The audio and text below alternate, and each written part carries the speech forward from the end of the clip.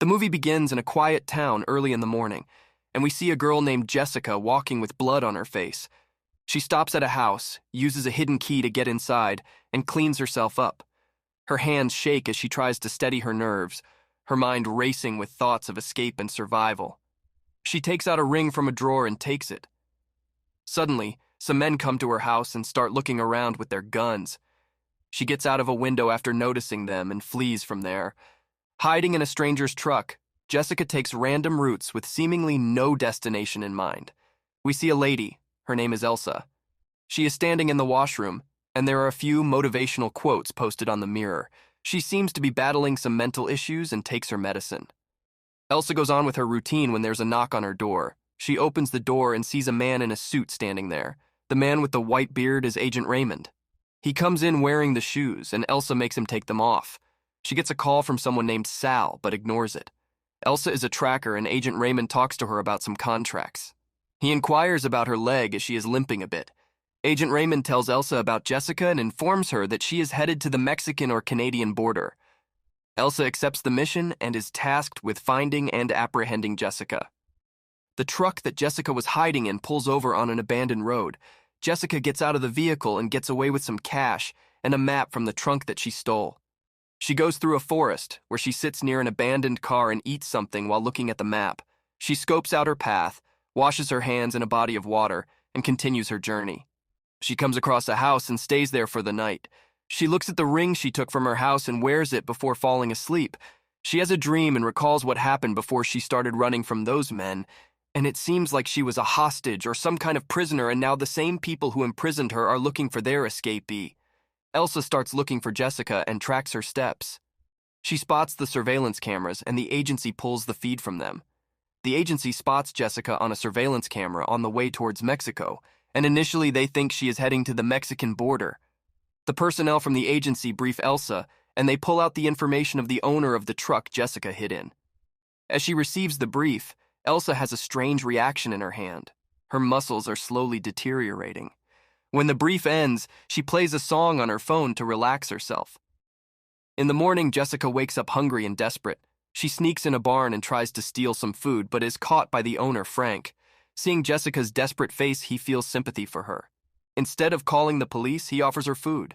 As Jessica eats voraciously, Frank and his wife, Jenny, share a smile at each other and feel glad that they helped someone in need. Instead of calling the authorities, they both show kindness and compassion toward Jessica. As Jenny's eyes fall upon the ring on Jessica's finger, she starts asking about her fiancé, but Jessica avoids the questions. Jenny becomes quiet for a moment and then suggests that Jessica freshen up and change into some new clothes. Despite how hospitable they are, Jessica finds herself stealing a few things, including medicine, from their bathroom, showing how she is torn between her desperation and how kind Frank and Jenny are. Jenny tells Jessica that she should let her husband drive her wherever she wants to go. She tells him that she wants to drive to the border town of Portview, which is on the Canadian border, but the trackers think she's going to the Mexican border. They talk, and she asks about his horses, whom he has to sell due to not being able to care for them because of old age. She tells her that she has spent her whole childhood on the farm. She asks, "Why are you helping me?" He answers, "This country was built on freedom of reinvention, and I don't want to stand in the way of that." He then drives her to the border city, where she expresses her thanks to him. The old man is surprised, as he thought she was going to meet friends, and he tells her that Jenny had packed some essential items and canned food. Jessica breaks down in tears, thanking them for their kindness. The old man coughs as he offers Jessica a place to stay and help on their property, but she politely declines, grateful for their kindness but determined to continue her journey. In the meantime, Elsa is exercising. She receives a phone call and she falls and injures her head. She bandages the wound, goes to the washroom, and takes her medicine again.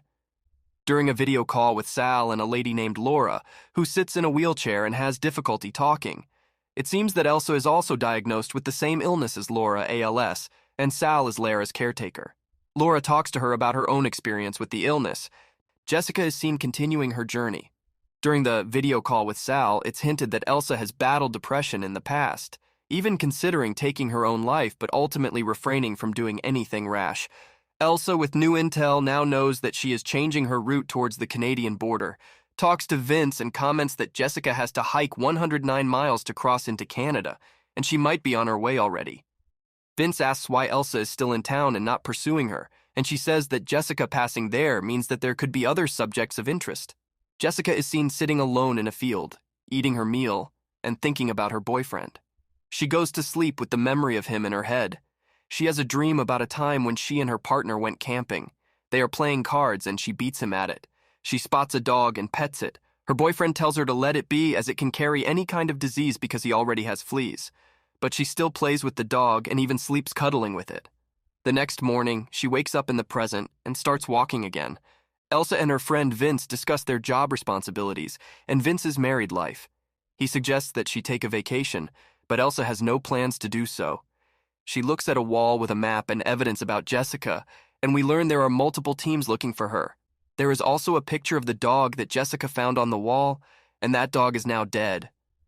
Jessica enters a club and asks the owner for a job, but unfortunately, they're not hiring. Undeterred, Jessica requests a drink, and the owner, taking pity on her, gives her a glass of whiskey. Jessica expresses her desire for a fresh start, and the woman offers her a cleaning job at the bar. They introduce themselves. The bar lady's name is Molly, while Jessica gives her a fake name and tells her that her name is Janie. Elsa has a call with Raymond, and Raymond asks her to get out of the town and emphasizes the importance of preventing Jessica from crossing the border at any cost. Elsa pushes for more resources, suggesting cross-checking with local authorities. Eventually, Raymond grants her 5 hours to find Jessica. Meanwhile, Molly gives Jessica the job she requested, and now she is working in the bar, and while working in the kitchen, she notices some strange pimples on her ankle. She has thoughts of her past when she's talking to her boyfriend. They talk and playfully argue about how they have gotten fleas from the dog, and her boyfriend mockingly calls it her wolf buddy. He's gotten some infections as he shows her his belly, which has the same pimples as her. All of a sudden, Molly cuts in and asks about Jessica's marital status. She tells about her friend, and Molly tells about her husband. Molly invites her to stay at her home and picks her up after work and gives her a room. Elsa struggles with closing her shirt buttons and gets a call from a nurse, Wagner, from the town where Jessica met Frank. The nurse talks about someone reporting an infection with symptoms resembling Ebola. The discovery that Jessica is carrying a specific strain of the virus heightens the urgency of the situation even further. Elsa arrives at Frank's house, tracing the call. She wears a hazard suit before going in. Upon entering the house, she starts talking loudly, asking about Jessica. She discovers a mess in blood in the kitchen sink. Elsa spots Jenny passing by the window and follows her to a barn. Jenny and her husband have transformed into zombies. They attack Elsa, forcing her to shoot them in self-defense. The scene shifts to one of Jessica's flashbacks. She's laying in bed with her partner, and her partner's pimples have grown into wounds and are getting worse, so she decides to take him to the hospital. However, a few agents wearing hazard suits intercept them and abduct Jessica and her boyfriend, which explains why they were imprisoned in the first place. They were forcefully quarantined. Elsa talks to Raymond and asks him what they're dealing with. Raymond reveals that the virus has escaped a lab and has infected a dog, and when the virus is transferred from the dog to the fleas, it mutated into a very aggressive strain. Elsa asks if anyone else knows, and she learns that Raymond has not provided them with full information. When she demands the truth, he sends her some files. He explains the fact about the disease, that it has an incubation period of 2 days, and tells Elsa that it is not aerosol-based and is transmitted by body fluids. Raymond mentions that Jessica is a healthy carrier and can be useful for making a cure, so she must be caught. Raymond tells her that they have contained the virus as everyone Jessica's been in contact with has been forcefully isolated, and now they have to bring her in as she is spreading the disease unknowingly. She is not informed of the infection and thinks she is on the run for murder. The flashback scene shows the man bringing food and noticing that the lights are off. Jessica runs when he opens the door, he chases her and they struggle, and Jessica ends up killing him with a broken bulb. She gets blood all over her face and goes to the other room where her boyfriend is, and she sees that he has turned into a zombie. Unable to open the door, she has to leave him behind and save her own life. Raymond tells Elsa that Gen Technologies, in collaboration with the US government, is behind the virus, but Gen alone has hired them to contain the virus and avoid a media storm. Elsa is shocked to learn she's working with a pharmaceutical company and that the operation falls under a medical R&D wing. It's clear that she's been kept in the dark about many things, and she decides to leave the mission. She tells Raymond she is sick and learns that he already knows about her ALS. Raymond talks her into continuing the mission and tries to motivate her about how important and valuable this mission is. The next day, Jessica tracks Molly, goes to her house, enters and goes upstairs to knock on Molly's door, but receives no response. She doesn't realize that Molly is affected by the virus. She leaves the house with no clues. Elsa finds a social media post from a guy who is at the bar and spots Jessica in the background. She talks to Vince and learns about Jessica living at Molly's house and that she couldn't find Molly. Elsa finds out where the bar is located, and while driving there, she sees Jessica looking at a cat in front of a store. The agency tells her backup is coming and asks her not to let Jessica out of her sight. When Jessica notices Elsa watching her from a car, she runs away. Elsa puts on her mask and follows her. Elsa pulls out a pistol, causing Jessica to run away. Elsa falls while following Jessica and loses her. Jessica returns to Molly's house, only to find Molly lying motionless in her blood-filled bed. Elsa and the agency try to locate Jessica and Molly. Jessica retreats to her room and packs her bags when she hears a sound coming from upstairs. She goes to inspect, and upon opening the door, she finds Molly, who has become a zombie, and she attacks Jessica. In a moment of self-defense, she kills Molly with a frying pan and gets her blood all over herself. Jessica sits on the floor when she realizes her hair is falling out rapidly. The next day, agency goes to Molly's house, and Elsa heads there too. She sees Molly's dead body.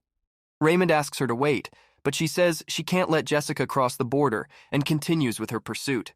As she goes towards the border, she encounters Jessica, who is now bald. Elsa tells her she is there to help her. She tells Jessica, who is facing away from her, that she is a healthy carrier for the virus. But when Jessica turns around, we see that her condition has also deteriorated. Elsa points out that she is still alive and valuable to make a cure and asks her to come with her, but she refuses, saying she will not help her.